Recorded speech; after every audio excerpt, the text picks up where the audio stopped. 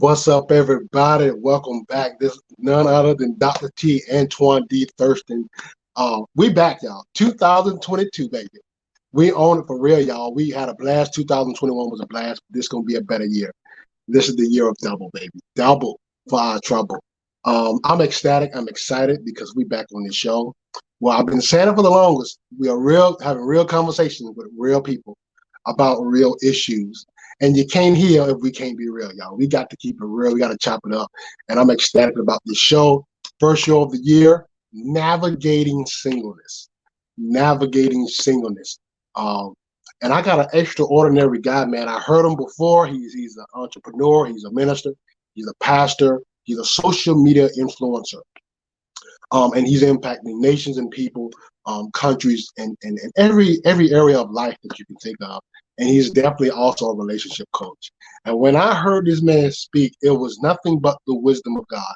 Some people give advice, but not godly advice. And when I heard him speak, it was so sound and so pure, and it was his wisdom that he had was filtered through the wisdom of God. And we got to have wisdom for relationships, God. We need godly wisdom, or wisdom that is filtered through the Holy Spirit, because we can be in all these relationships and it doesn't mean anything and it doesn't amount to anything. But I'm going to have my brother introduce my brother. Let him also introduce himself. John, you there? What's up, brother? Dr. T, first of all, let me say thank you. First show of the year, and I'm honored and privileged to be your very first guest for the year. I think that's a big honor and a big privilege, and I don't count that or take it lightly at all. So thank you so much, first of all. You're Um, welcome, brother. Welcome. Yeah, yeah. Go ahead. Just man, I wanted to have you on here because I know last time I heard you, you was doing a talk show with Adriana. And you said some prolific things in that segment that just stuck out that men in our culture aren't talking about. Especially even with your shirt. Now you are a billboard. Just the way you walk and talk, and your shirt is a billboard. It says purity is. What does the rest of it say? I think it says purity is dope. Purity does. It's not my brand. I actually uh, supporting my sister who has a purity movement. Shakia. No, not Shakia, not Shakia. Katusia. Yeah, okay, okay, okay. Voices of Purity. Exactly. That's what's up. She's phenomenal. But Yeah, Shakia too. Shakia is awesome as well. I yeah. think she's been on the show. Yeah, she's cool. Yeah, she's daughter. She cool. She cool. She's dope. Straight up, for real, for real. And we did a good segment with Shakia last year, and it was dope. It was dope. And man, we talked about value as well. We ain't gonna get there yet. We ain't gonna go there, but we got a segment with you. But man, just introduce yourself. Tell the people who you are, what you do. I've already introduced you, but Okay. I thought the introduction was phenomenal. John Momplis here. I am first and foremost a preacher of the gospel. Um, I'm an entrepreneur and inspirational speaker. I'm known to many as a life coach, a social media influencer, but mostly I pride myself on the fact there are two gorgeous little girls that knows me as daddy. And so that is to me one of the most fulfilling assignments that I have. I absolutely enjoy being a father and love being a father to the girls that God has called me to father. And so that's me in a nutshell. I think you did phenomenal with the introduction. I dare not try to come behind it and and say anything else. But that's me in a nutshell. okay, okay, wonderful, wonderful. We talk about singleness, and it's like we live in a culture where singleness is almost abhorred. It's looked down on, it's frowned upon it culturally. Mhm, I have some Italian friends, female friends, that if you're not married, mhm. ooh, it's like you the black sheep. And even in our culture, if you're not married, what you doing wrong? I've had people look at me, Right. why you're not married yet, as if being single is a disease. Mm. What is real singleness? And why do you think we have that taboo mindset, that cultural mindset, that singleness is disease? It's basically kind of like a disease. Why is that? I think that people know that we have to address the elephant in the room. So marriage is a beautiful thing. We've got to establish that marriage is phenomenal. It's beautiful. I hope to be married one day. we know the concept that two is better than one. Yes. One could put 1,000 to flight, two could put 10. We understand the power of agreement. And so, because of that, oftentimes we assume that if it's not being done the way we want to see it done, then there's something wrong with the individual. So, uh, when it comes to singleness, we assume something's wrong. They're undesirable. They cannot get along with others. Nobody wants them. There's just something wrong with them. And I don't know how far I could go on the show as far as what I could say. No, no, man, this real Uh, talk. Be uh, real. The only way we gonna get there is to be real. Be raw. I'm, Be raw I'm, as you I'm, gotta be, bro. you know, uh, either there people some people assume they don't have the desire. Some people assume that someone is remaining single because they're choosing to be Lord, I don't want to say hoe, but they're choosing to just be out there with everybody, and they cannot commit. um we assume so much about an individual Yeah. who chooses to stay single or who is currently single. Um, and what I think a lot of people forget is prior to them being married, they were single. Yeah. Uh, and Mm, so singleness is a phase that we all go through. Nobody comes out the womb married. Nobody, uh, uh, just pops up married. We all have gone through it, and it's a necessary phase. Whether one stays at the phase that mm, place of singleness or go into a place of marriage, singleness is absolutely a necessity. It is necessary for maturity. It's necessary for self development. mm. It's necessary for discovering self, discovering your purpose, and so. Uh, the fact that we look at singleness as though it's something to be frowned upon scares me. Uh, Mm. there's nothing wrong with people who are single. Oftentimes we think they're undesirable. That's not the case. Um, Sometimes some of us are a little too picky, if I could be completely honest with you. Yeah. But it's not that they're undesirable. Mm-hmm. Um, and it's not that there's something wrong with them. And Yeah. you cannot make the assumption people are single because they want to be out here, or they're choosing to be single because um, they just can't commit to one individual. Yeah. It's unfortunate. There are cases with individual like that. It's unfortunate that everybody gets thrown in that bunch, man. It's um, Yeah. it's troubling. Yeah. I had I remember I had one of my mother's friends, older friends, make an assessment of me or even other men and assume that they or we were not interested in women because we were single and because we weren't so quick to pick anything. Mhm. I am, I do like, I think there's a level of pickiness we all have. That's Mhm. just general. It's like food, you know, Absolutely. like burgers. When I go get a burger, I don't like raw onions on my burgers. It's not about it being disgusting. Now I eat onions on my salad. I eat raw onions in myself, but not for my burger. And you got to know what you desire, even for your marriage and even in your singleness. You might like onions in your relationship. I don't like onions in my relationship. So everybody's taste buds isn't the same. It's just not that they're picky, but I know what I like. You might like pickles on your sandwich. I don't like pickles. I Right. only like lettuce, tomato, lettuce, ketchup, mayo, cheese. That's it. I'm putting this on that, or I'm taking it off.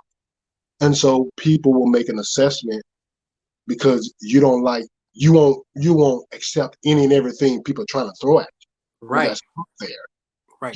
They think you're supposed to be gullible and desperate, and we don't want to come in a sense of desperation. And you said something very important. And that was my next question. Singleness, the purpose of singleness is to find our purpose and function. And I Absolutely. want to say this because so many people are chasing marriage and relationships and they haven't mastered themselves. They haven't learned to master their emotions, their mind, their thinking, their income, their outcome, their expenses. They haven't learned to master other relationships. Some of us haven't even learned how to master our own body. Mm. Physical exercise, working out, just taking care of the physical body. But we want to be in a relationship. And if we cannot master our singleness, then we can't master being married. So good. What is the function of singleness, and why should we pursue these qualities in singleness? Yeah, I think singleness is a necessity. If you look at what the Apostle Paul talks about, he says, when one is single, there is more freedom and liberty to do the work of God. There's more freedom and liberty to do a lot more. Oftentimes, we're ready to jump into something, and there's not again, there's nothing wrong with marriage. It's absolutely beautiful, but we're ready to jump into something without first self mastery. Um, Coming into the marriage, you're bringing yourself in. You're giving yourself as a gift. That person is bringing themselves as a gift. What kind of gift are you bringing in? If Yeah. you have not mastered self, if you have not done the work on yourself, both mentally, emotionally, spiritually, physically, Mhm. a lot of folks are talking about how, they come through the way they come through today because they understood the assignment.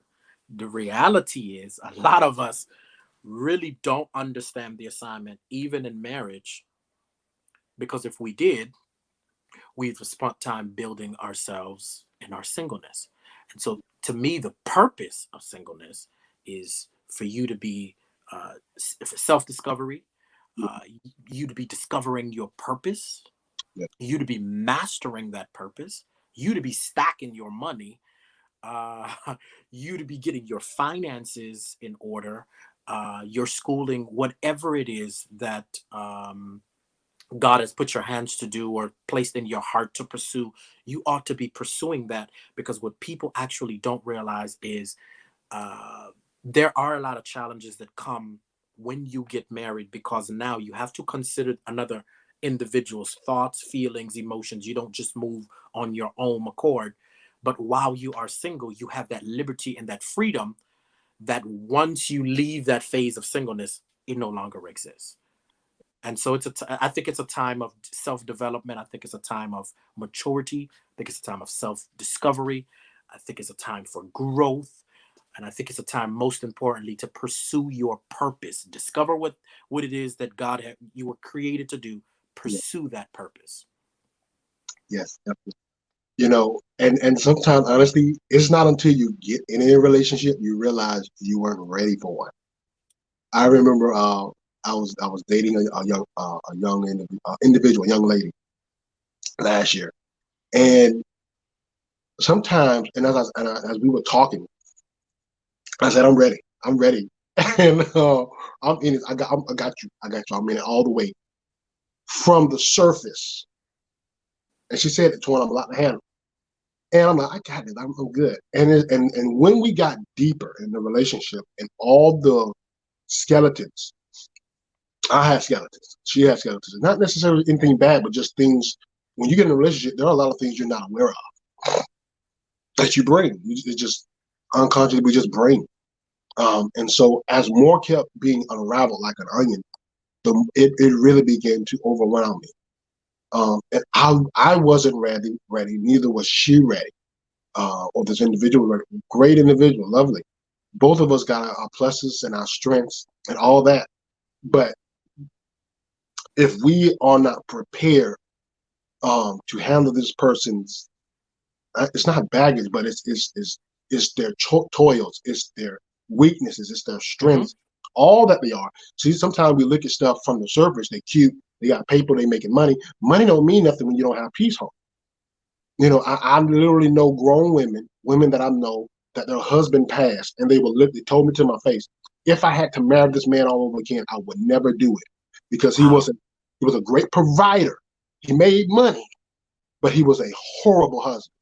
Meaning he was bringing home the bacon financially, but he was destitute emotionally. No intimacy, had Wow. addiction, pornography, lottery. They would not remarry their own husband because when you compare it to peace and wholeness, it's no comparison. They won't even want to do it. So when we think of singleness and the man, like you said, relationship reveals what's Exposes it. it just reveals. And Yeah. so if you're naturally a selfish person, you might not see it while you're single. But when you get in a relationship, you start seeing how selfish we really are. And How, as we were talking, me and the young lady, she's like, "You doing this, you doing that," and I'm like, "Dang." And then I see this and I see that, and it's like, okay, we're not ready for this. And some of us are in relationships we still not ready for.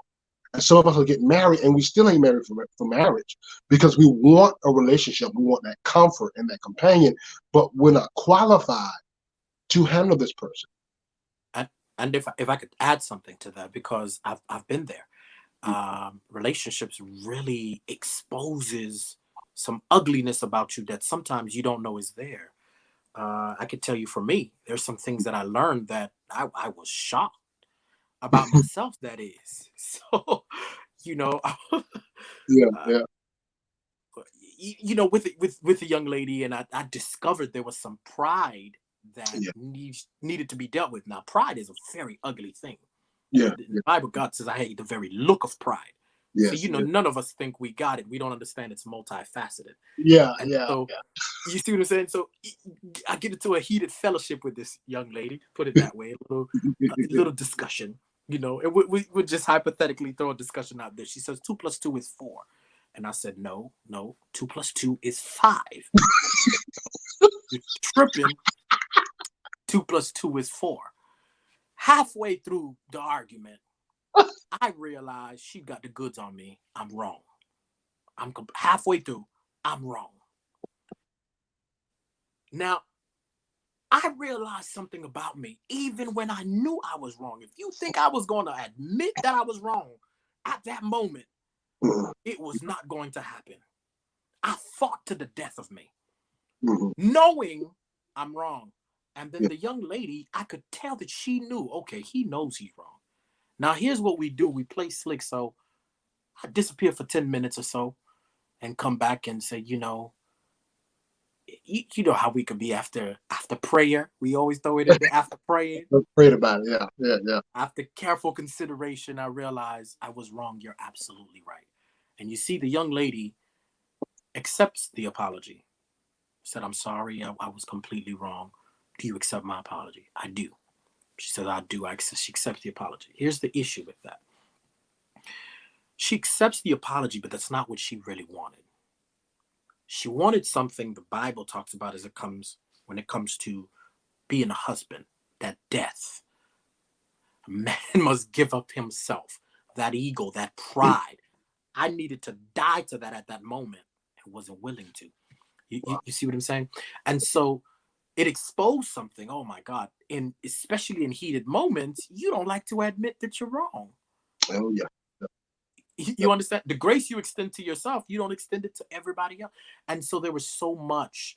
And so some of us, and I'll be very honest with you, some of us are a little hesitant to jump in head first because we've done the self assessment and we're not trying to go into anything damaging or hurting people. There are people that have come out of marriages and relationships damaged, broken, and hurt because somebody else didn't choose to do the self-assessment. Just assess. We've all got issues. And so before you just dive in, take a good look in the mirror, do some real deep soul searching. And so that's where I've been, man, really doing some soul searching and really trying to get it together. yeah. And I think that's part of the process. It's about embracing our flaws, our weaknesses, or they're just those areas we make improvements on. And I think as long as we're making those improvements, it's tolerable. It is when we're not making those improvements and we're content with being dysfunctional or blind spotted by our own arrogance that the relationship takes a toll. Um, Absolutely. you know, I remember my mother when she always tell me stories about my dad. She said they went to the courthouse, got married, and the moment she married him, he just got in the car and he went to go to a party and started drinking. And it's like she's like, okay, you went right back to the stuff you said you weren't doing. Wow. What did I get myself into?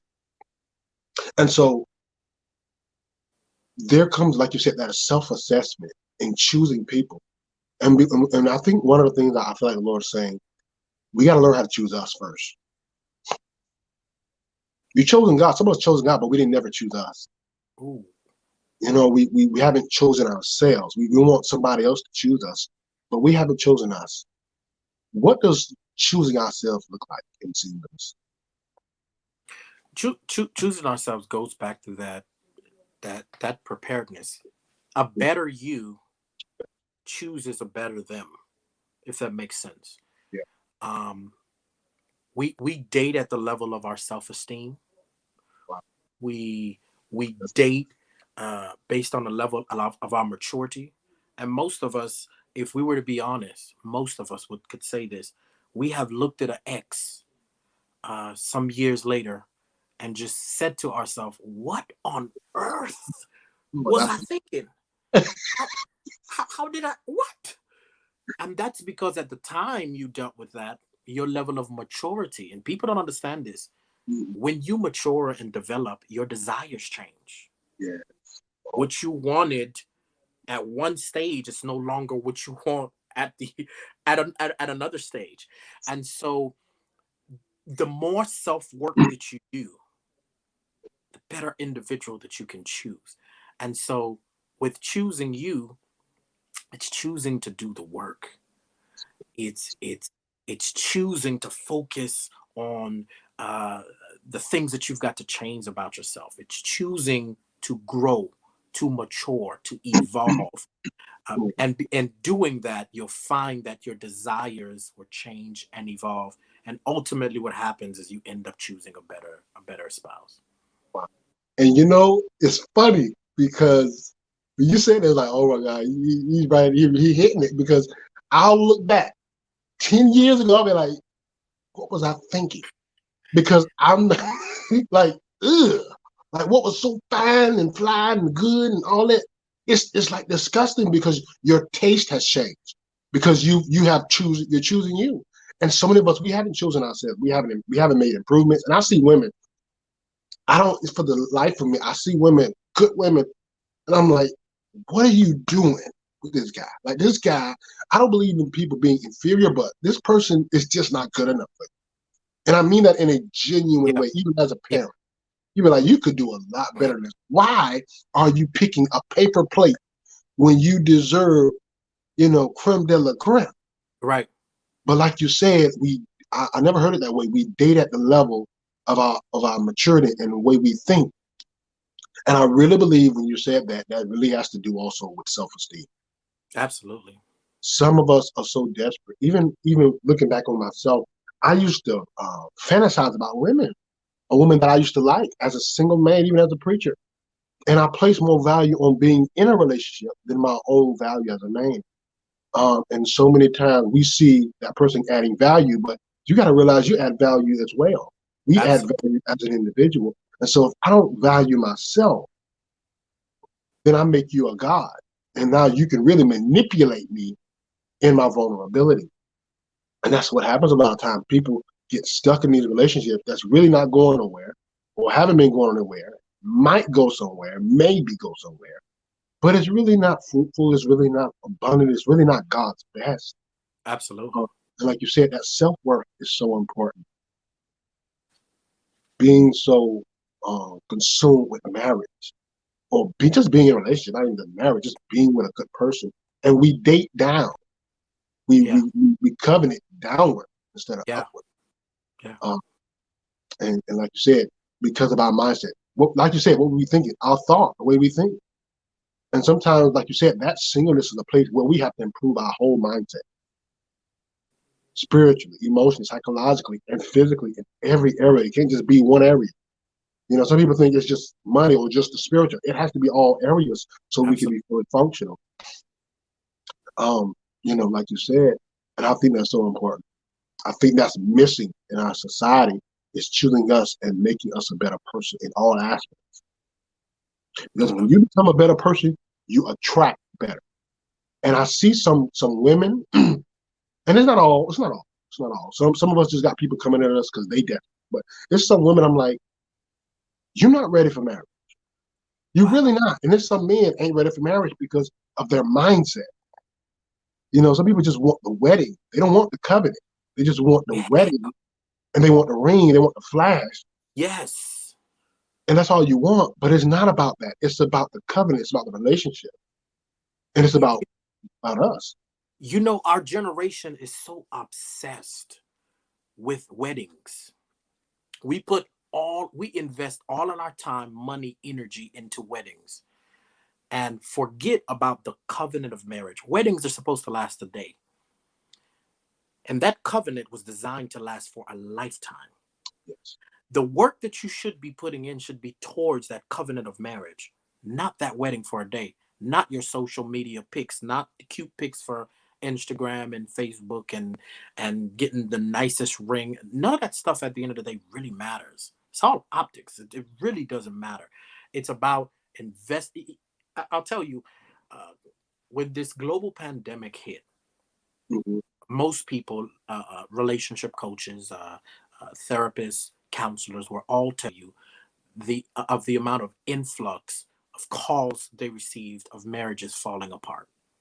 People, literally, you married an individual, but because many were forced to stay home, to work at home, and spend more time with their spouse, many discovered they really don't like the person they're with. Domestic violence went through the roof. People were saying, I never knew she was like this. I never knew he was. I don't want to be with them because they were working most of the time and not spending enough time with each other. And so I, I said to myself, you know what? God forbid, but if there was ever something that created another global shutdown and I'm trapped in the house with my spouse, I want to have the time of my life. I want to like somebody for real. I Yeah. want somebody that likes me for real. I'm Yeah. not doing this. We look good on social media. Exactly. Um,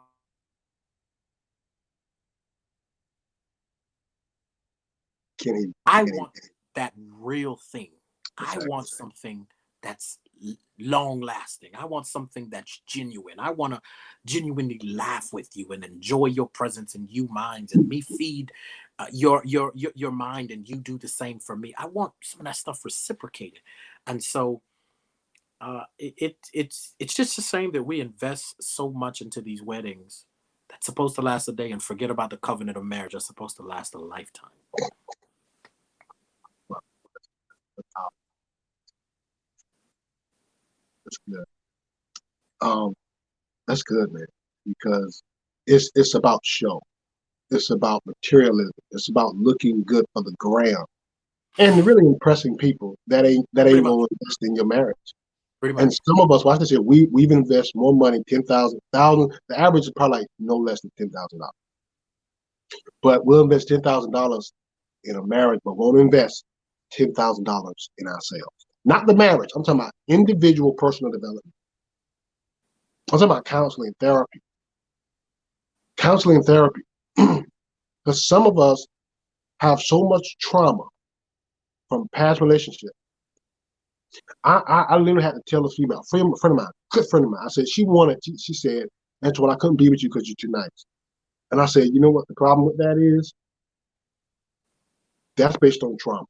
You need to check Because that. you're too nice. Because I'm too nice. She felt like she could run over me. The problem with it, I said, this is what Wow. I said to her. This is what I said to her. I said, you got to check that. Because that is really built on trauma and past relationships. You think the thug and the strong guy that you think is going to protect you is what you want. That's not what you want. And I had to change her mindset because I know women, even my own mother told me, Antoine, I wish I would have never picked the guy with the muscles. Wow. That's it. I got muscles. I work out. That has nothing to do with my manhood. We think some of these women think a man that can protect them is the guy that'll cuss them out and be hard. No, a real strong man covers his family. That's right. You understand what I'm saying? And this ideal of manhood in our society is a loss and gone. And my dad used to flirt with every woman. He used to flirt with every female, be at the hospital, be flirting with them. I'm like, you want me to be like that? What you Wow. want me to be like? No, I say change your mindset because that is rooted in trauma and a false view of manhood. And that's the thing about it. And then the thing about it is, some of us were picking the wrong ones because we have a false perception of what manhood is or womanhood is, period. Absolutely. Or what a man is supposed to do and what a woman is supposed to do. And I said, and she thanked me for it. We're good friends. We've been friends for over 8 years. But she needed that check from a man saying, baby, there's nothing weak about me. You have a distorted view of men. And how many of us have distorted views of manhood and womanhood in our singleness, and we can never get what we really want because we have distortion. This is where therapy and counseling and working through those traumas and hurt and pain comes out, and it helps our perception. What is your view on that, brother? I think you're absolutely right. We need to come back and redefine one masculinity and femininity. I think we've lost the definitions. I've had conversations with individuals, women in particular, where uh, it was shocking to them because they thought because of the way a man looked that immediately meant that he would have been a protector, only to discover that that's a characteristic trait. And that's an internal thing. And when they got into some situation, she realized not only he's not willing to protect me in something physical, but he wouldn't even protect my heart. Trying to explain to them, dear, you were looking at the wrong thing. You kept looking at the physical. You thought because of his height, because of the his body mass, because of his muscles, he's got you. But the reality was his heart was not to cover you. And so those are the things that we have to pay attention to. But I think I'll be honest with you, I think we got to go back to the basics in our generation as it pertains to masculinity and femininity. I think we got to go back and teach people what is it to really be a man and what is it to be a woman, because I think we've got the definitions all screwed up today. And so yeah. It's a mess. It's a mess, man. It's and it's something, man. It's something. That's a whole other conversation. As a whole the conversation. But man, but that's a part of self-worth. That's a part of investing in ourselves. Getting an understanding of what true masculinity is and what true femininity is. I'll be honest with you, I don't like loud.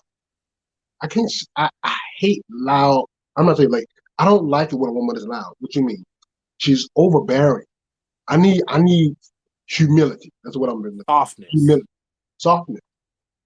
You know, I don't need you nagging at me about this and that. And that's what men are looking for. But some But women, they're so masculine or over masculine, they can't hear that.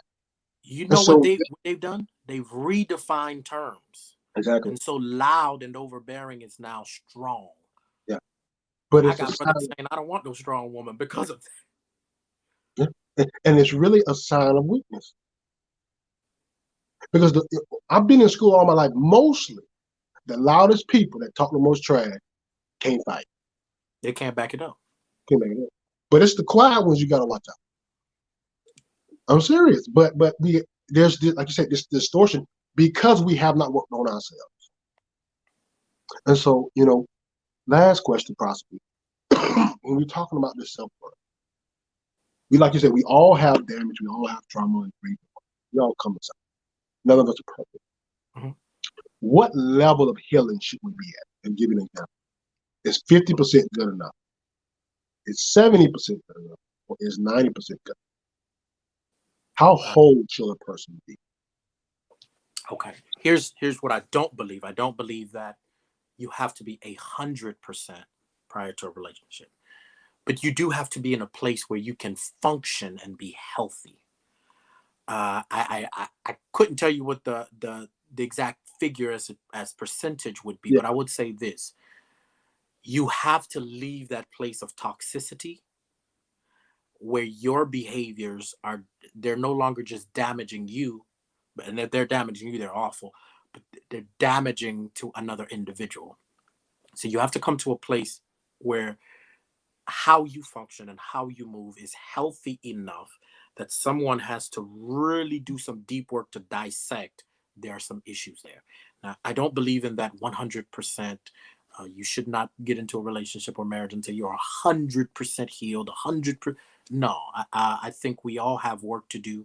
I think sometimes you meet individuals that help you along the way, and help you get to that maybe 100%, or somebody may come and get you to you're at 80% and somebody boosts you up to 90%.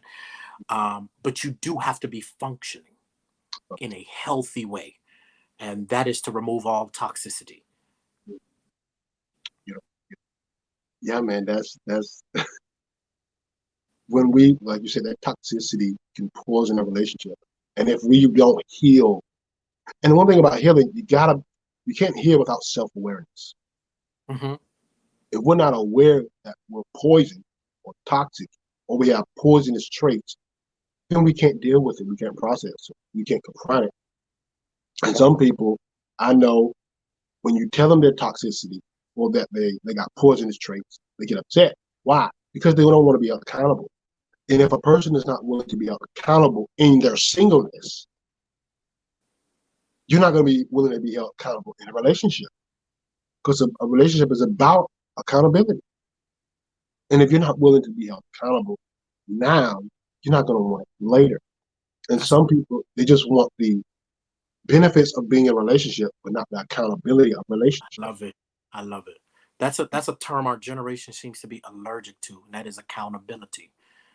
And I don't know if it stems because stems from the fact that our generation in particular seem to have been overly mothered, and we lack fathers. I don't know if it stems from that, but there is a major issue with always wanting to be babied, never taking accountability, always wanting to be nurtured, in our own mess, and it's troubling. No two people can ever have a healthy relationship unless there is accountability, and to me, that is one of the most powerful characteristics an individual can have. Accountability makes you teachable. Accountability helps you make changes. Accountability helps you redirect your focus. And if you were heading in one direction, make you head in the opposite direction. Without it, it's dangerous. It's um, the lack of accountability to me is it can sometimes appear like a reprobated mind. It's the one thing God withholds from the proud is the ability to change. Yeah. And when you can't change, you have reached a dangerous place. And people who lack ability, accountability, they're at a place where they cannot change. They cannot change because they refuse to see themselves and they refuse to hold themselves accountable for whatever it is that they do. And it's a dangerous place to be. And it reminds me of scripture that says, iron sharpens iron. But the thing about iron, we read that verse and we quote it, but we don't really understand the dynamics of what that really means. You don't sharpen iron with wood, Mm, but you also can't sharpen iron with any other material other than iron. But denied. also, when you realize when they're making iron and sharpening it, usually it's hot. Usually, Yeah. or there's some type of force to sharpen it. And some of us want to be sharp and want to be effective, but we don't want heat. We don't want we don't want nothing hot. We don't want nothing that makes us, like you said, mendable, because it can't really be bent or shaped if it's not hot. When it's hot, it can be twisted, turned, any kind of. Some of us, we don't want that. Like you said, how can I sharpen you if you're not willing to get in the hot places with Ooh, that's good. me? It's the heat that makes us moldable. It's the heat and the fire that makes us, the accountability makes us teachable. The Bible says one man sharpens another. He builds a man up. I can't build you up if you're not teachable, if you're not humble. And so you're still in the shape you are, and you can't be molded until he comes or something with equal or greater force comes and bangs some stuff. And some of us, God is trying to bang us, or he'll send the right people to bang us into shape. And I remember you said something so powerful, I never forgot it. You said when you were talking to Adriana, sometimes God people send you in your life or relationship that'll make you better. It's not even for ministry, it's just to make you a better person. And some of us, God is just trying to make us better, like you said. But we can't become better because we're what, not what? Accountable, like you said. So good. That's so good. I've made it my business that any relationship I get in, or friendship, or whatever, and even if that particular friendship or whatever it is doesn't have the longevity to withstand the distance I want it to withstand, I want to leave people better than I find them. That's the goal. Let me invest into you to leave you better than I found you. Let me teach you. Let me pour into you, and you reciprocate that. That to me, it's a beautiful thing, and that's the piece with iron sharpens iron. But you must be teachable, and you must be willing to take accountability. And those things you can't avoid, you can't run from. Um, and it scares me that our generation finds the term accountability, or not just the term, the concept of being accountable, so repulsive, and they push it away. But it's necessary. Honestly, it's a sexy trait. I'll be honest with you, in a woman when she is accountable. And I think women would say this very same for men who take accountability. You know, I'm a mentor at Parkway Middle. And when you said accountability, it's so true. Young people, especially our generation. I mean, this generation, our generation is a little different. You We're a can little take a whooping. we're a little better. Yeah, we're a little better. And the kid was just getting in stuff. And I said, man, what are you doing? And I took out $100. I put it on the table. I said, that's yours, man. I said, go get it. He went to get it, but I held his hand back. I said, why don't you go get it? Because you're holding my hand back. And I said this is Mm, what your mindset is doing to you. You can have the $100, but as long as you think the way you think, and you always think your teachers don't like you, and they bullying you, and they mean, and you are gonna hold your own self back from everything you want. wow, And wow. some of us, it is our mindset that is keeping us from living our best life. It is our mindset that's causing all these triggers and things not to go well. Some of us were blaming mom, dad, sister, this person. It ain't no good men, it ain't no good women. No, sometimes it's just us. It's true. And sometimes we're not in position. Because the Bible says, you know, God, Adam was asleep, but then he got up. Adam was in the right place. And some of us were not in position, Mm, not just financially, but mentally and yeah, emotionally absolutely. to have an effective relationship. I love it. Man, I enjoyed you, man. Man, I want people to connect with you, man. How can the people reach you? How can the people reach you and connect with Uh, you? Website is listed up there, johnmontplaisir.com. The platform I think that I spend the most time on is Instagram. And so they can connect with me on Instagram or all social media platform, Facebook, John Montplaisir, everything, Twitter that I'm barely on. But you can link up with me on almost any social media platform, looking up the name John Montplaisir. Anything else you want to leave with the people before we go? Well, I love to just kind of piggyback on the self work that we talk about, Yeah. the importance of it. Um, and somebody's probably listening and saying to themselves, I desire marriage, and I want to make the best choice. I want to choose the right person. And just reminding people that a better you will choose a better spouse for you. And so when you elevate, when you evolve, when you grow, when you become that person that God designed you to become, it is easier for you to make the right choice. And there are people probably dealing with loneliness and being alone. Discover your purpose. Find what it is that God created for you to do. Tell people you can be alone, but you don't have to be lonely. Oh, yeah. The Bible talks about that. We know Adam was alone, and some ask the question, well, how on earth is Adam alone? God is in the garden walking in the cool of the day. He has the animals there. How is he alone? Well, Adam could not find anybody to connect with him on a romantic level and bond with him. And so God was above him and connected with him on a spiritual level. The animals were beneath him and he couldn't interact with them the way he wanted to. So God brought him Eve. Um, but when you talk about loneliness, it is really the absence of purpose, because you can be in a room full of people and still feel lonely. You can be in a relationship and in a marriage and feel like you are by yourself, feel like you are, and feel loneliness like never before. And so there is self work that must be done, uh, if you're going to pursue a relationship, if you're going to pursue marriage. We gotta get to work on ourselves. Love it, man. Man, that was phenomenal. I love that. A Appreciate you, man. better you chooses a better them. And I like the real that word bet. Let's bet on us. We betting on Yeah, everything else, but we got to bet on us. bet on us. Put the money on us. Develop ourselves, our character, our mind, our spirit, our body. So every area of our life, not just one area, but be holistic, be complete.